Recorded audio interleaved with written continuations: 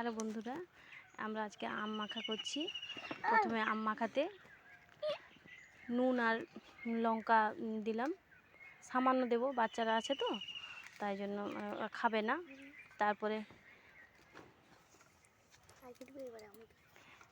সরষা বাটা, সামান্য সরষা বাটা দেব,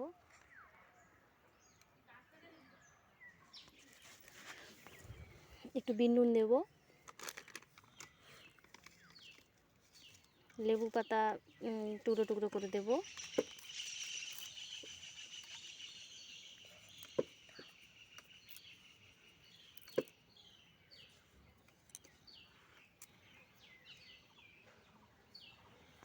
এবার ভালো করে সবগুলো মাখাবো।